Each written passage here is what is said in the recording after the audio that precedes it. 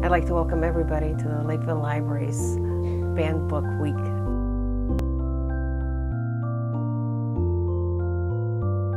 In celebration of Banned Book Week, we have a display at the front of our desk that has a list of the books that were banned, and we are also inviting people to take up one of these slips where it's a pledge sheet that they can pledge to read a book of their choice. Then we will post it on the desk. We'll see how many of the banned books are read by our patrons. So we encourage everybody to come in, especially during the week of September 30th through October 6th. Pick up a pledge form, fill it out, and we'll place it on our desk and hopefully cover our whole desk.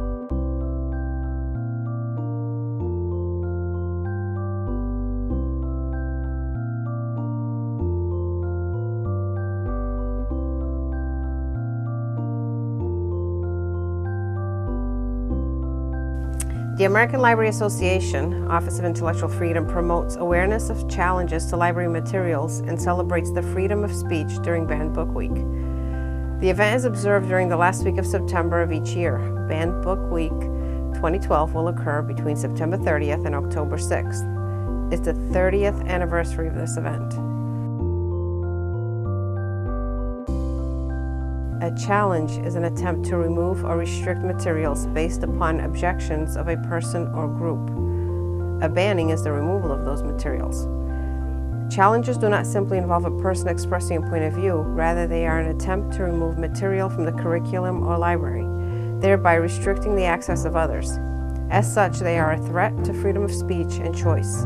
The Lakeville Library is participating in the 50-state salute to Banned Books Week by hosting a virtual readout where our patrons can declare their freedom to read by being videotaped reading from their favorite banned or challenged book.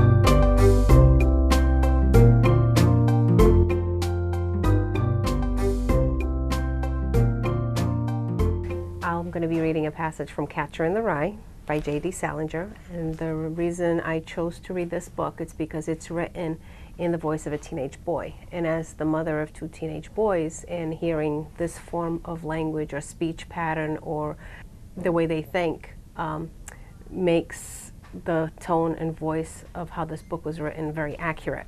So I'd like to read this section because this piece in the book reminds me a lot of how my son would be thinking if he were to ever say out loud what he's thinking. And it goes like this. I don't want you to get the idea she was a goddamn icicle or something, just because we never necked or horsed around much. She wasn't. I held hands with her all the time, for instance. That doesn't sound like much, I realize, but she was terrific to hold hands with. Most girls, if you hold hands with them, their goddamn hand dies on you, or else they think they have to keep moving their hand all the time as if they were afraid they'd bore you or something. Jane was different. We'd get into a goddamn movie or something, and right away we'd start holding hands, and we wouldn't quit till the movie was over. And without changing the position or making a big deal out of it. You never even worried with Jane. Whether your hand was sweaty or not, all you knew was you were happy. You really were. One other thing I just thought of. One time in this movie, Jane did something that just about knocked me out. the newsreel was on or something, and all of a sudden I felt this hand on the back of my neck, and it was Jane's. It was a funny thing to do. I mean, she was quite young and all, and most girls, if you see them putting their hand on the back of somebody's neck, they're around 25 or 30, and usually they're doing it to their husband or a little kid. I do it to my kid's sister, Phoebe, once in a while, for instance. But if a girl's quite young and she does it, it's so pretty, it just about kills you. Anyway, that's what I was thinking about while I sat in that vomity-looking chair in the lobby.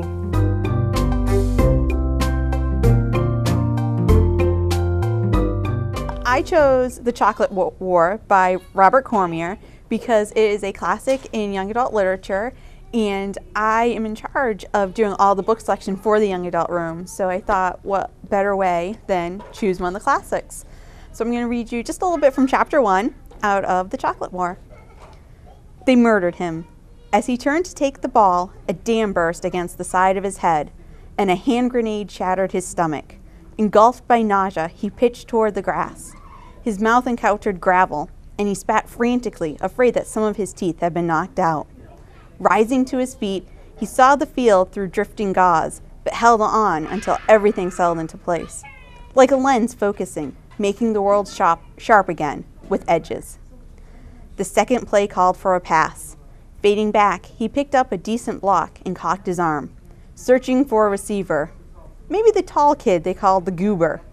Suddenly, he was caught from behind and whirled violently. A toy boat caught in a whirlpool. Landing on his knees, hugging the ball, he urged himself to ignore the pain that gripped his groin, knowing that it was important to betray no sign of distress, remembering the goober's advice. Coach is testing you. Testing, and he's looking for guts. I've got guts, Jerry murmured, getting up by degrees, careful not to displace any of his bones or sinews. A telephone rang in his ears. Hello? Hello, I'm still here.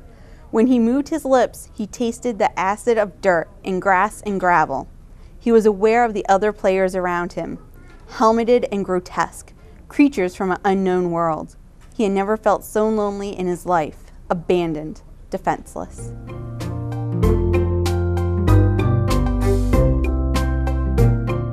I picked 1984 by George Orwell. It was written in 1950, but it's amazing how accurate he was about some of the things that we're seeing come to fruition here in the 21st century. And some of the lexicon from the book has actually become quite common in our everyday speech, such as Big Brother, the thought police, and double thinking. So I just think it's a brilliant book. I'll read you a very short passage. Don't you see that the whole aim of newspeak is to narrow the range of thought? In the end, we shall make thought crime literally impossible, because there will be no words in which to express it. Every concept that can ever be needed or expressed by exactly one word, with its meaning rigidly defined and all its subsidy meanings rubbed out and forgotten. Already in the 11th edition, we're not far from that point, but the process will still be continuing long after you and I are dead. Every year, fewer and fewer words, and the range of consciousness always a little smaller. Even now, of course, there's no reason or excuse for committing thought crime. It's merely a question of self-discipline, reality control. But in the end, there won't be any need for even that. The revolution will be complete when the language is perfect. Newspeak is INSOC, and INSOC is Newspeak, he added with a sort of mystical satisfaction. Has it ever occurred to you, Winston, that by the year 2050, at the very latest, not a single human will be alive who could understand such a conversation as we are having now?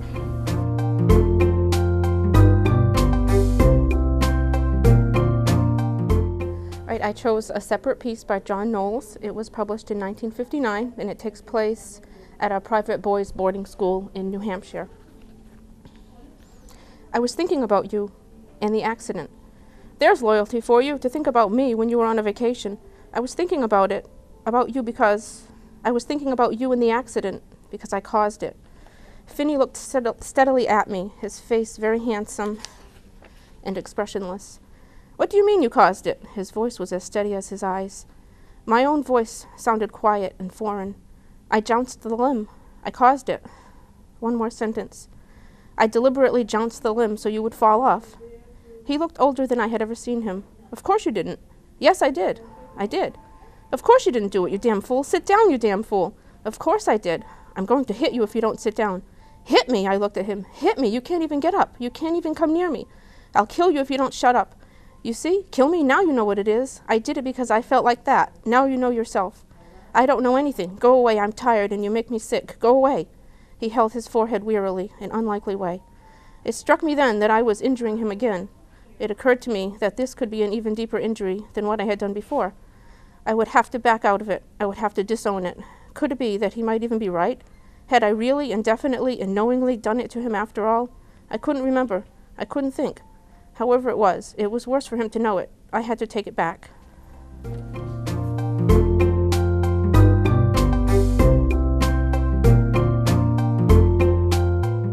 Well, I chose The Great Gatsby because it's one of my favorite books ever. I've read it many, many times, and I've also taught it many, many times. And I couldn't believe it was on a banned book list, and I still don't understand why. But I'm choosing to read the last few paragraphs of the book because they kind of pull so many things together, not only about the book, but about our country, about our heritage, about America. Gatsby's house was still empty when I left. The grass on his lawn had grown as long as mine. One of the taxi drivers in the village never took a fare past the entrance gate without stopping for a minute and pointing inside. Perhaps it was he who drove Daisy and Gatsby over to East Egg the night of the accident. And perhaps he had made a story about it all his own. I didn't want to hear it, and I avoided him when I got off the train. I spent my Saturday nights in New York because those gleaming, dazzling parties of his were with me so vividly that I could still hear the music and the laughter, faint and incessant, from his garden and the cars going up and down his drive. One night I did hear a material car there and saw its lights stop at his front steps. But I didn't investigate. Probably it was some final guest who had been away at the ends of the earth and didn't know that the party was over. On the last night, with my trunk packed and my car sold to the grocer, I went over and looked at that huge, incoherent failure of a house once more. On the white steps, an obscene word scrawled by some boy with a piece of brick stood out clearly in the moonlight, and I erased it, drawing my shoe raspingly along the stone. Then I wandered down to the beach and sprawled out on the sand. Most of the big shore places were closed now, and there were hardly any lights except the shadowy moving glow of a ferry boat across the sound. And as the moon rose higher, the inessential houses began to melt away, until gradually I became aware of the old island here, that flowered once for Dutch sailors' eyes, a fresh green breast of the New World. Its vanished trees, the trees that had made way for Gatsby's house, had once pandered in whispers to the last and greatest of all human dreams. For a transitory, enchanted moment, man must have held his breath in the presence of this continent, compelled into an aesthetic contemplation he neither understood nor desired, face to face for the last time in history with something commensurate to his capacity for wonder. And as I sat there brooding on the old unknown world, I thought of Gatsby's wonder when he first picked out the green light at the end of Daisy's dock. He had come a long way to this blue lawn, and his dream must have seemed so close that he could hardly fail to grasp it. He did not know that it was already behind him, somewhere back in that vast obscurity beyond the city where the dark fields of the Republic rolled on under the night.